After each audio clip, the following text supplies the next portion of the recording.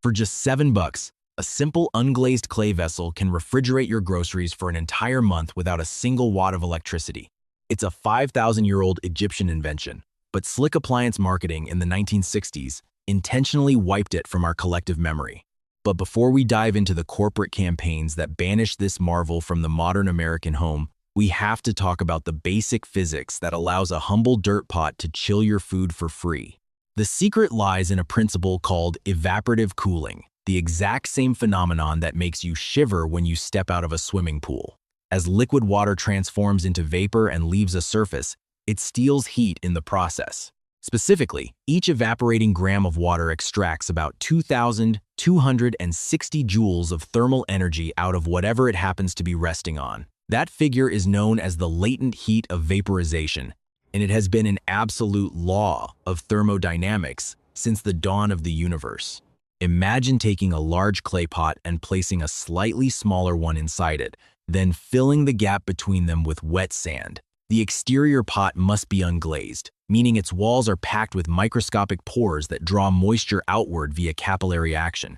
When that moisture hits the dry exterior, the surrounding air evaporates it away, and as each gram of water vanishes, it drags those 2,260 joules of heat straight out of that damp sand barrier.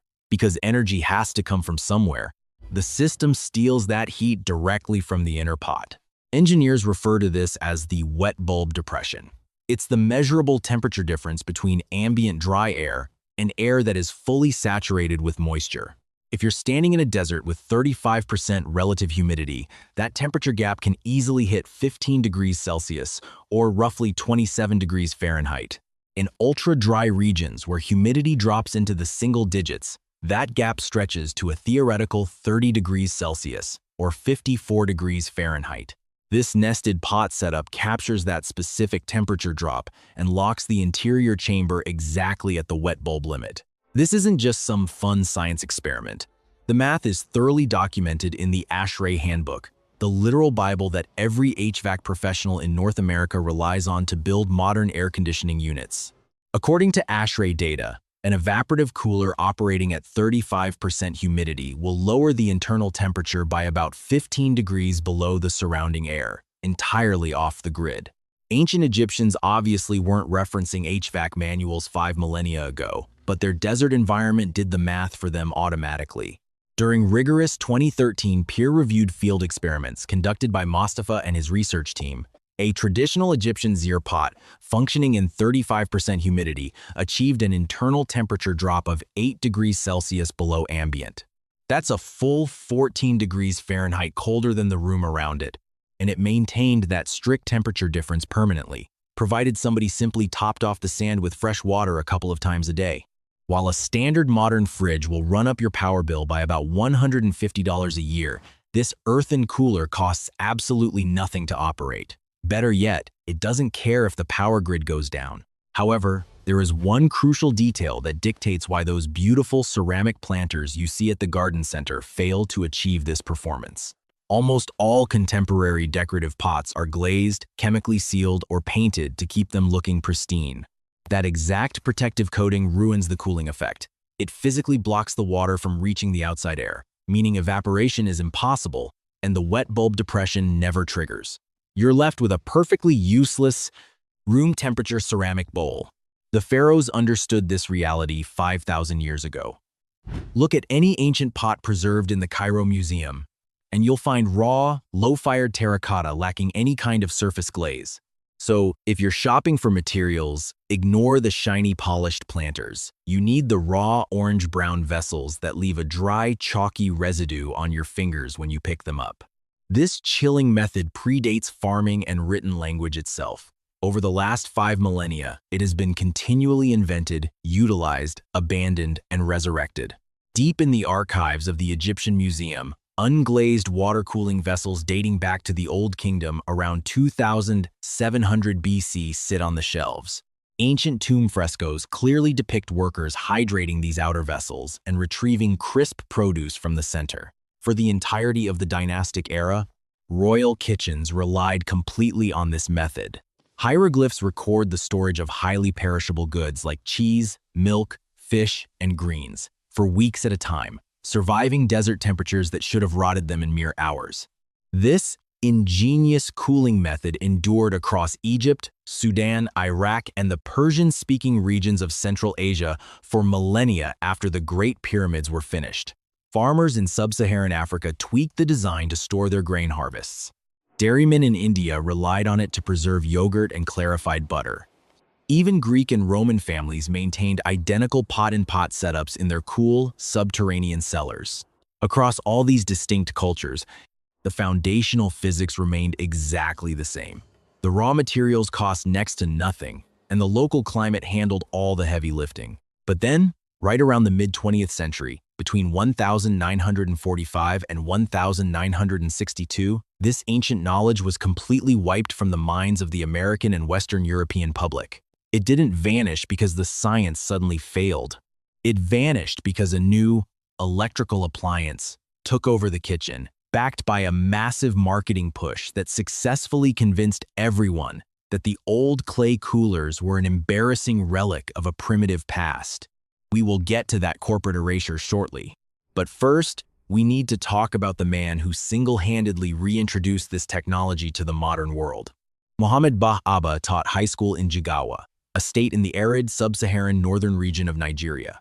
In his community, nearly 70% of families lived without any form of modern refrigeration. Fresh tomatoes would rot in 2 days. Eggplants lasted maybe 3.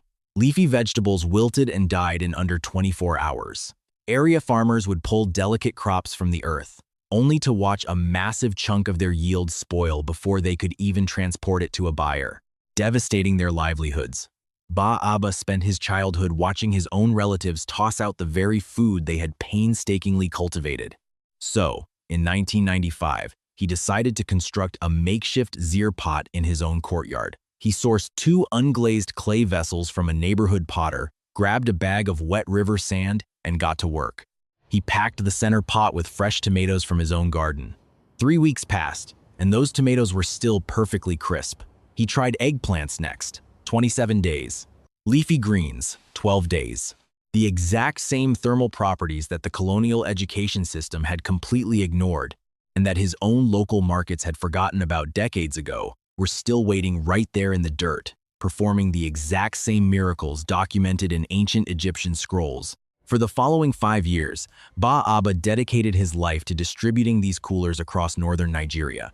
He teamed up with regional clay workers, sold the completed units strictly at production cost, and educated local growers on the daily watering routine. By the dawn of the millennium, he had successfully handed out over 100,000 of these systems. The United Nations Food and Agriculture Organization eventually investigated his work, and they recorded an astonishing 80% drop in post-harvest crop spoilage across the communities using his design. The math was undeniable. Tomatoes went from a 2-day shelf life to 21 days. Eggplants jumped from 3 days to 27. Household wealth increased dramatically because farmers could finally harvest on a Monday and still have fresh goods to sell at the Friday market without losing everything to the heat. In the year 2000, the Rolex Awards for Enterprise honored him with their top-tier prize, celebrating his work as the brilliant revival of an ancient tool with massive modern relevance. UK engineering charities published his design specs, and the UN officially integrated the clay pot into their agricultural guidelines. The Zeer pot was firmly back in the international development playbook. And yet, here in the wealthy, developed world, practically no one blinked an eye. Abba continued his grassroots distribution and training right up until he tragically passed away from a heart attack in 2010, at just 46 years old. He never once asked for a licensing fee. He never filed a single patent. This thermodynamic loophole had belonged to humanity for 5 millennia before he arrived, and he made sure it stayed that way long after he was gone. Right now, there are roughly 500,000 of these earthen coolers actively chilling food across the Middle East, South Asia, and sub-Saharan Africa, but you will probably never see one sitting on a modern American countertop unless the person living in that house makes a conscious choice to reject the heavy marketing conditioning that their grandparents were buried under. The underlying reason this remains practically unheard of in North America is exactly why your own grandmother permanently abandoned hers. It all hinges on a massive, highly orchestrated marketing and regulatory shift that occurred right after World War II and wrapped up by the early 1960s. Grasp what transpired during those crucial 17 years, and you will suddenly understand why you pay $150 annually to power a metal box instead of spending $7 on a pile of wet sand. Back in 1930, a mere 8% of households in the United States possessed a mechanical refrigerator. The vast majority of families relied on ice boxes, salt curing, root cellars, and earthen evaporative coolers.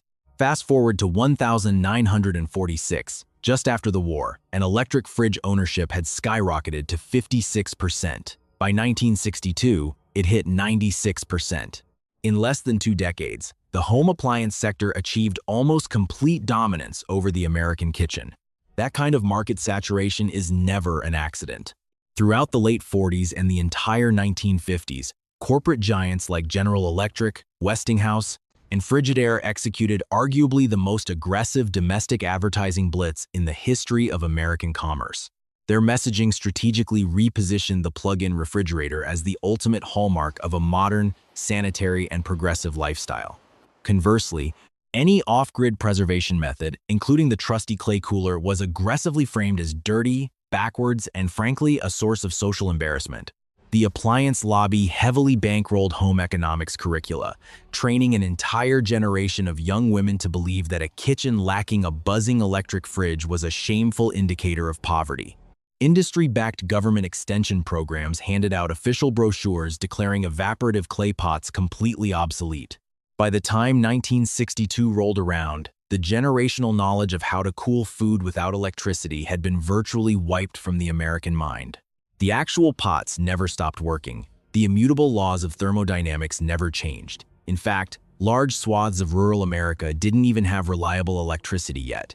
But the corporate shame campaign was so effective that the older, cheaper method was simply tossed in the trash. And now, 2 generations down the line, the average homeowner has no idea that a ceramic planter priced like a fast food meal can keep a harvest of tomatoes perfectly firm for 3 weeks. There is another invisible penalty to our modern setup that we rarely acknowledge. When the power grid inevitably fails for a few days, the typical American family tosses out about $1,500 worth of ruined groceries. After the 2021 Texas freeze, Hurricane Sandy, or those routine summer blackouts on the West Coast, the visual is always the same. Frustrated people bagging up warm, rotting food from a dead refrigerator.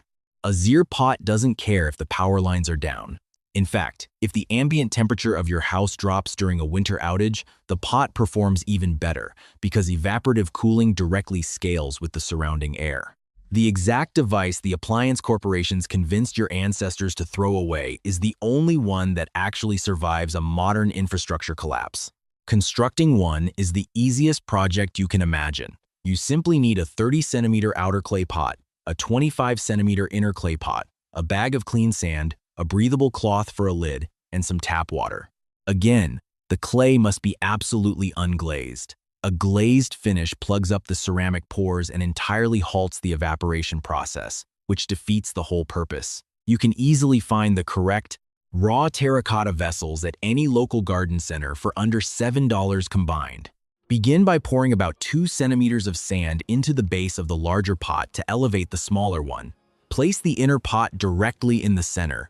Tightly pack the empty space between the 2 walls with your sand, filling it up until you are about an inch below the inner rim.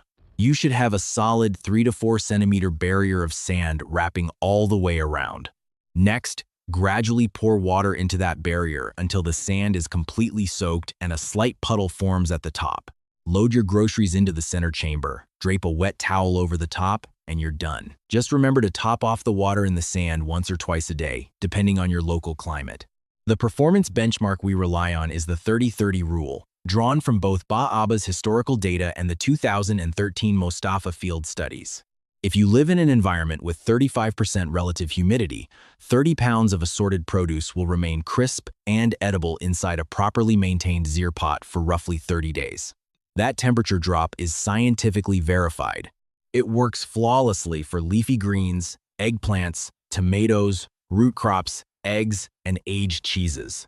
It will not safely preserve raw meat, raw fish, or heavy dairy for more than a few days, as those items require temperatures far colder than what evaporation alone can provide.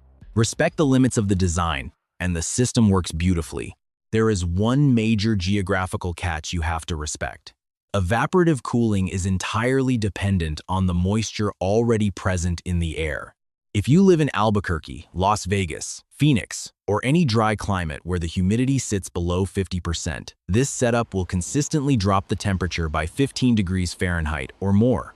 But if you live in Houston, New Orleans, Miami, or any swampy, tropical zone where humidity hovers above 70%, that temperature drop shrinks to less than 5 degrees, and the pot is essentially useless as a refrigerator. The 2004 peer-reviewed paper by Anyan Wu maps out this exact correlation.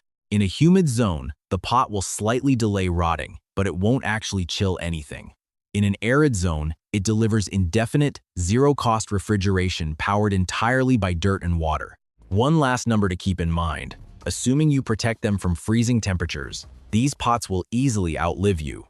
The original units Ba Aba handed out back in 1995 are still chilling food in Nigerian courtyards today, having been passed down through families.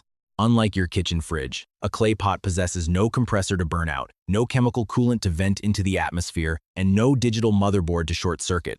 The only way to break it is to let water freeze and expand inside the microscopic pores during a harsh winter. Bring the nested pots indoors before the first freeze, and they will operate indefinitely. But here is the truly fascinating part that almost no one realizes. The exact same sand that uses moisture to cool your groceries in July can be used bone dry to heat your entire house in January. The specific mineral structures that absorb heat during summer evaporation can also absorb and slowly release massive amounts of thermal energy in the winter, simply by eliminating the water and altering the container. One cheap material, two radically different seasons, both functioning on physics that have been free to the public for hundreds of years.